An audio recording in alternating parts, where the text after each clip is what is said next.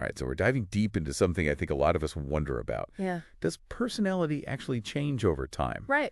And we've got the personality puzzle to help us figure that out. It's like a cheat sheet to decades of research, Yeah.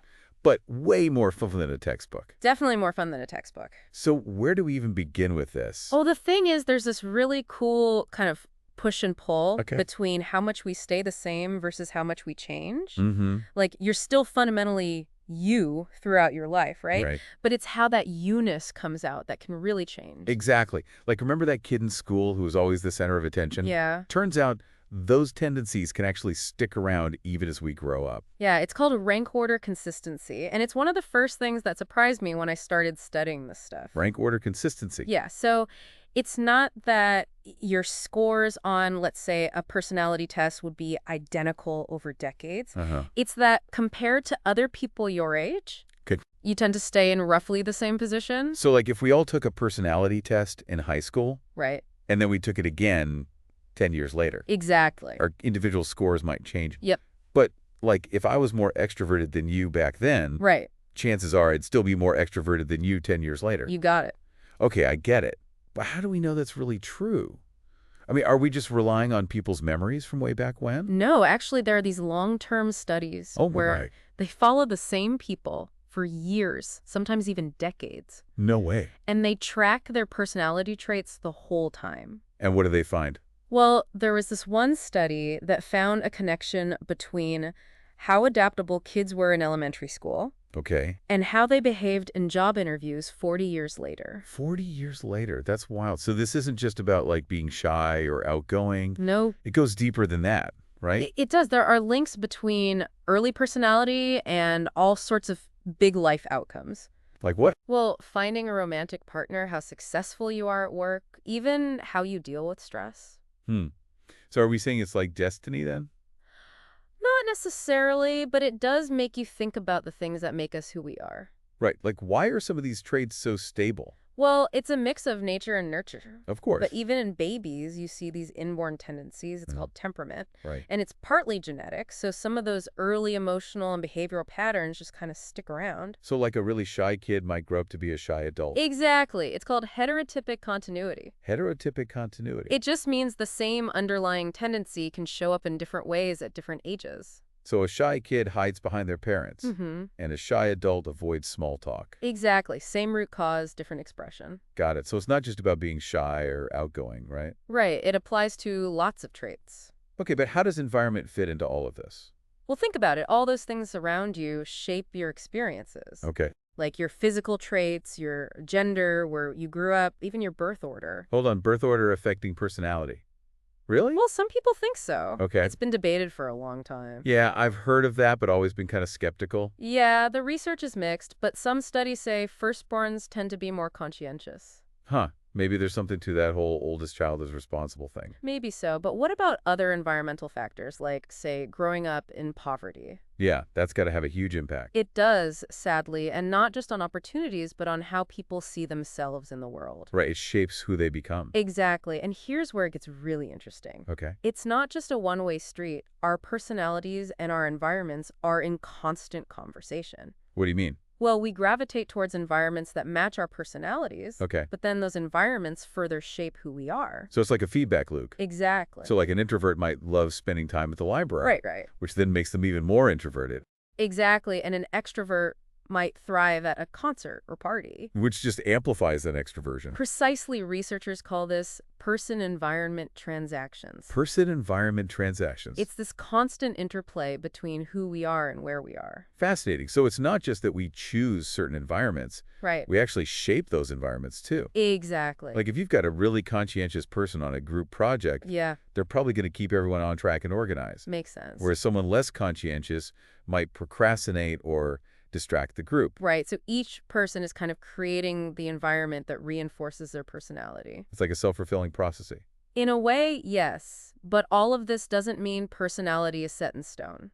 Okay, so there's still room for change. There's this principle of cumulative continuity, Cumulative. which basically means personality gets more consistent as you age, Okay. but it also keeps developing. Wait, so it's both more consistent and developing?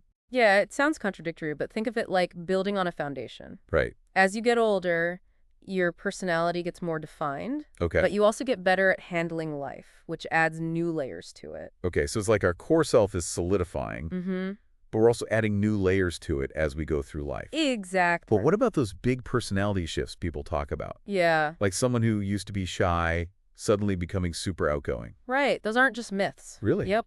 Even though individual differences tend to stay consistent, Okay. there are also these average shifts in traits that happen as we age. Interesting. So it's like cultural trends, everyone's affected to some extent. Exactly. A good example is conscientiousness. Okay. Research shows it tends to go up as we get older. Makes sense.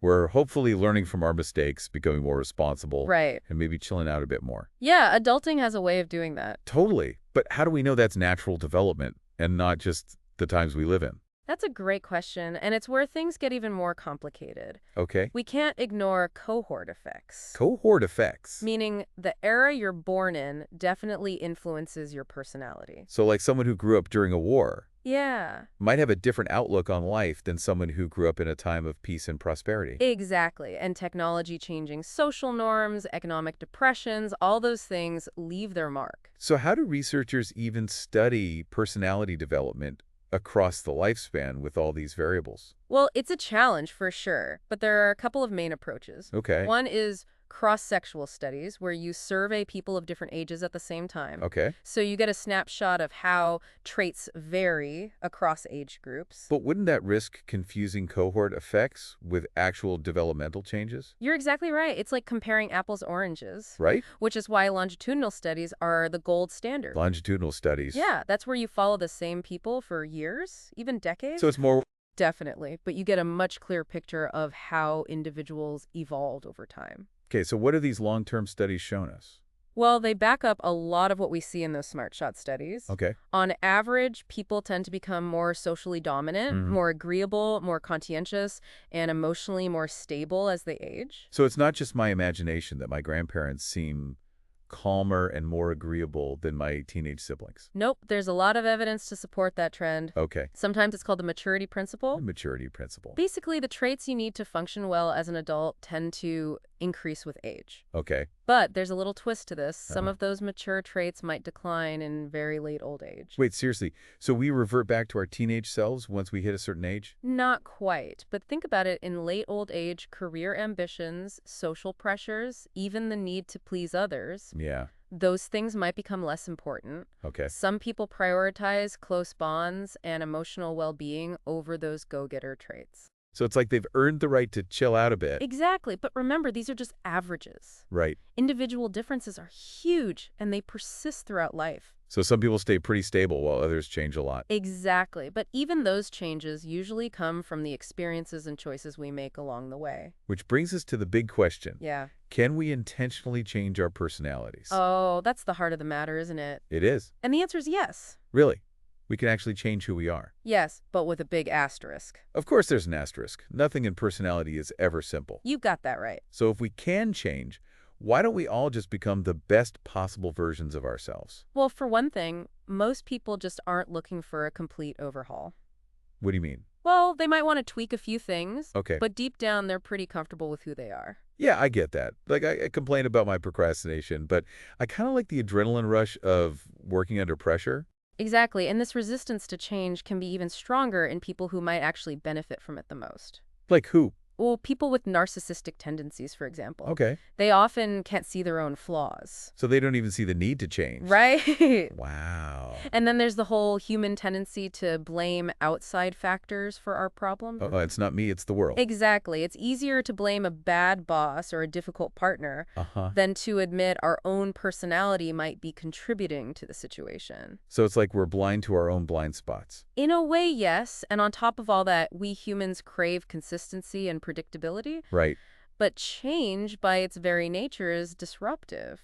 It's like that quote, the only constant is change. Yeah, Inspiring and terrifying at the same time. exactly. But here's the good news. Okay. Even with all those obstacles, intentional change is possible. So how do we do it? Well, there's a whole model for it. Lay it on me. Is there a magic potion? I wish. But no, the first step is actually pretty simple.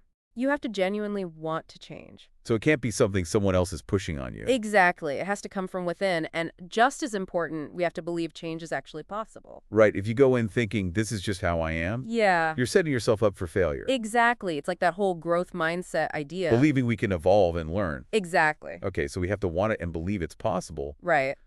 But then how do we actually make it happen? Well, this is where it gets interesting. The model suggests we need to change our behaviors first. So like fake it till you make it. It's a bit more nuanced than that. It's about consciously choosing to act differently, Okay. even when it feels awkward or unfamiliar. So instead of waiting for our personality to change, Yeah. we start acting like the person we want to become Exactly. You're essentially teaching your personality new tricks. by changing your actions first. Right. Okay, I'm intrigued. Can you give me an example? Like, let's say I want to be more assertive. Sure.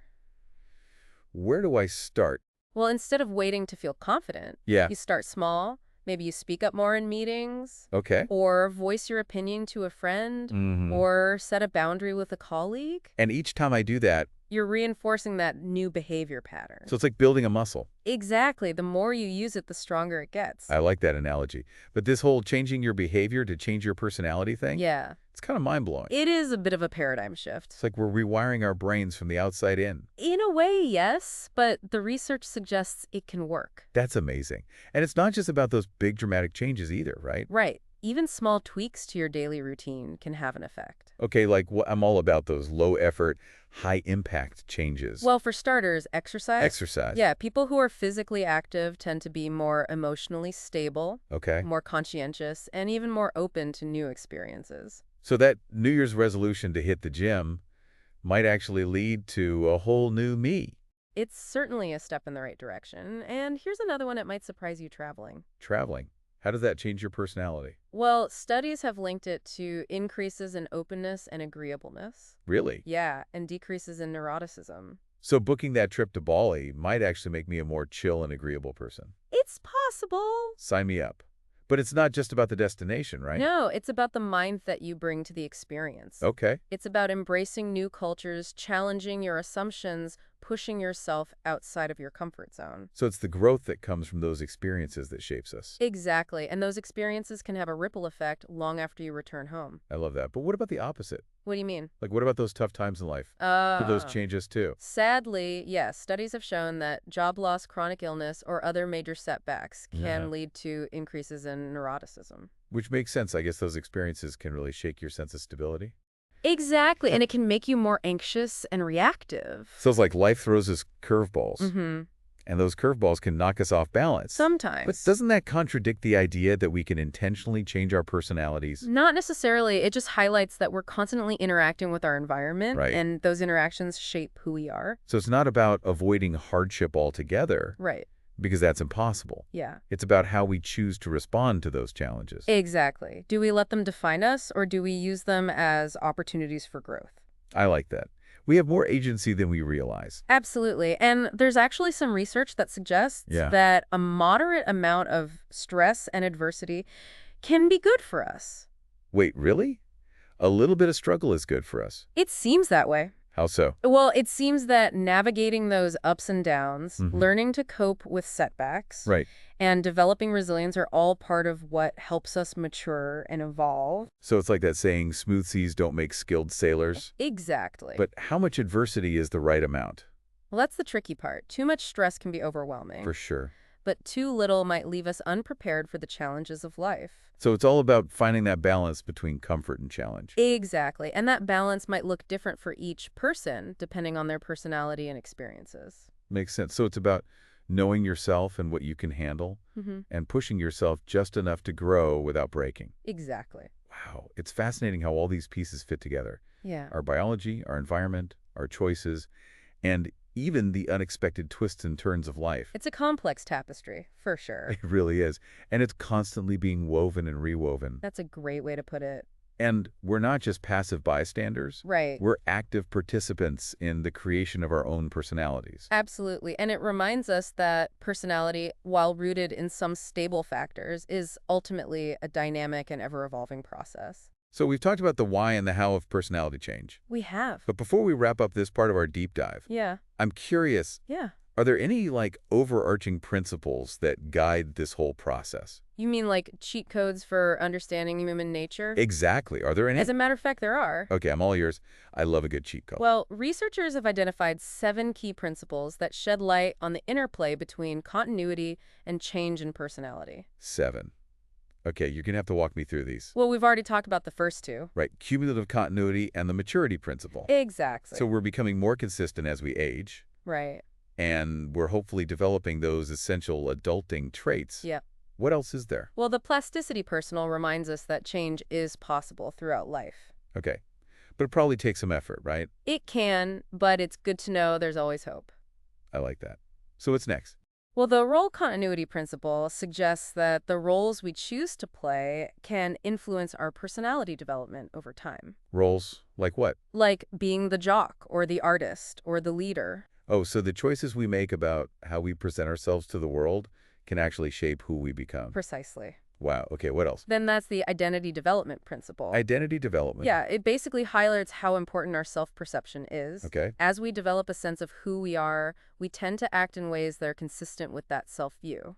So our beliefs about ourselves become self-fulfilling prophecies. In a way, yes. And this connects to the social investment principle, Okay. which says that as we take on different social roles, Like becoming a parent or a partner or a boss. exactly, those roles shape our experiences and ultimately our personalities. So it's like we're constantly adapting to the demands of our social environment. Right, and those adaptations become part of who we are. Okay, and the last one, This one's called the corresponsive principle. corresponsive principle. What's that? It suggests that life experiences tend to magnify the personality traits we already have. So if I'm already inclined towards introversion, Yeah. life will just keep throwing me situations that make me even more introverted. It can feel that way, but it also highlights how important it is to be intentional about the experiences we seek out. So if I want to be more outgoing, I need to push myself to be in more social situations. Exactly. It's about challenging those ingrained patterns and exposing ourselves to new perspectives. Wow. So we're both the product of our experiences and the Yeah. architects of those experiences. Exactly. That's a powerful realization. But now I'm wondering, is personality change inherently good or bad? Ooh, that's a great question. Because change can be scary, but it can also be liberating. You're right. And the answer, as with most things in personality, is nuanced. I figured. It depends on the type of change, the reasons behind it, and the overall impact on our well-being. Well, that sounds like a perfect topic for our next installment. So where were we? Right, we were talking about how personality change can be good or bad. Yeah, it really is a double-edged sword. So when's it a good thing and when should we be careful? Well, let's start with the downsides, like what can go wrong. Okay. When someone's personality is all over the place, Yeah. that can be a real problem. Like how so? Well, for starters, it makes it hard to trust them. Makes sense if you never know who's going to show up. Right, it can strain relationships and make it hard to even have a stable sense of self. Right, like how can you build a solid relationship Exactly. if you never know who you're dealing with? And actually, this kind of extreme instability Yeah. is a sign of certain personality disorders. So in those cases, change is definitely not a good thing. No, it's more about finding ways to manage those ups and downs. Okay. And create some stability. And even on a less extreme level, Right. if your personality is constantly changing, Yeah. it can be hard to set and achieve long-term goals. Exactly. Imagine trying to build a career or a lasting relationship. Uh-huh. If your values and motivations are always shifting. It's like trying to build a house on shifting sand, Perfect analogy. You need a solid foundation to create something that lasts. right? And there's actually research showing that rapid personality changes are linked to poorer mental and physical health. So too much change too quickly Exactly. can be a bad thing. It can. So we've talked about the bad. Mm-hmm. Now tell me about the good. Okay, well, remember how we talked about neuroticism decreasing Uh-huh. and conscientiousness increasing as we mature? Yeah, Those are generally positive shifts, wouldn't you say? absolutely. Like we're becoming calmer, more responsible versions of ourselves. Exactly. Sign me up for that. Right, and those natural trends are encouraging, but we can also actively cultivate those desirable traits. Right, like those small steps we talked about earlier. Exactly. Exercising, trying new things, practicing mindfulness. Yeah. Those things might seem insignificant at the time, but they can really add up. So we're slowly sculpting a better version of ourselves, one good habit at a time. I like that analogy. Thanks. And the key is to make those changes gradually. You're not going to have a personality makeover overnight. So it's a marathon, not a sprint. Exactly. And it's a journey that's unique to each person. Okay. There's no one-size-fits-all formula. Right. We all have our own starting points, Uh-huh. our own obstacles and our own goals. Exactly. But no matter where you are on your journey, remember, you're not stuck. That's important. You have the power to shape your personality, Okay. to evolve and grow and live a more fulfilling life. That's really empowering. It's like taking control of your own story. It is. So if we wrap up this part of our deep dive, Yeah. what's the one thing you want listeners to remember? If you could change one trait, what would it be? And what small step could you take today to start moving in that direction? Ooh, I love that. It's a call to action. It reminds us that we're not just passive observers of our own personalities. Oh, right. We have the power to choose to evolve, to become the authors of our own stories. I like that. It's really amazing when you think about it. What's that? This whole idea that we can shape our own personalities, Mm-hmm. even if it takes time, it's like we're both the artist and the artwork, you know? Yeah, I love that analogy. Constantly evolving, refining ourselves over time. But it also makes me wonder, What's that? is there a downside to being too focused on changing? Oh, that's a good question. Like, could we lose sight of who we really are? Yeah, that's definitely something to be mindful of. Right. Personality change shouldn't be about constantly criticizing yourself Uh-huh. or trying to be perfect. Okay. It's more about understanding your strengths and weaknesses Yeah. and figuring out how to grow in ways that feel true to you. So it's not about trying to become someone else. Exactly. It's about becoming the best version of yourself. Exactly. It's about embracing who you are at your core Okay. while also acknowledging that you have the power to change and adapt. And sometimes that means letting go of old beliefs or behaviors that aren't working anymore. Right. It's like shedding those old layers and revealing new parts of yourself. I like that. But it's not always easy, right? No, it's not. It's a journey, not a destination. Yeah. And there will be setbacks, plateaus, moments of doubt. So how do we stay motivated when those challenges come up? Well, one key is to focus on the intrinsic rewards of growth What do you mean? instead of looking for validation from others Okay. or comparing yourself to other people. Find joy in the process of self-discovery. So celebrate those small victories. Exactly. And recognize that every step forward, no matter how small it is, Yeah. it's a sign of your resilience and adaptability. It's like proof that you're capable of change. Right. And remember, you're not alone in this. What do you mean? We're all influenced by the people around us, the communities we belong to, even the culture we live in. So it's about creating an environment that supports our growth. Exactly. Surrounding ourselves with people who inspire us Yes, to become better versions of ourselves. exactly. So as we wrap up this deep dive, I want to leave you with this. Okay. As you think about your own personality Mhm. and the things you might want to change or develop, Yeah. remember that it's a journey, not a I destination. love that. Embrace the process, be patient with yourself, Okay. and celebrate the unique and ever-evolving tapestry of who you are. That's beautiful. And on that note, it's time to wrap up this episode of The Deep Dive. We hope you've enjoyed exploring the world of personality with us. And until next time, keep exploring, keep questioning, and keep embracing the incredible journey of becoming who you truly are.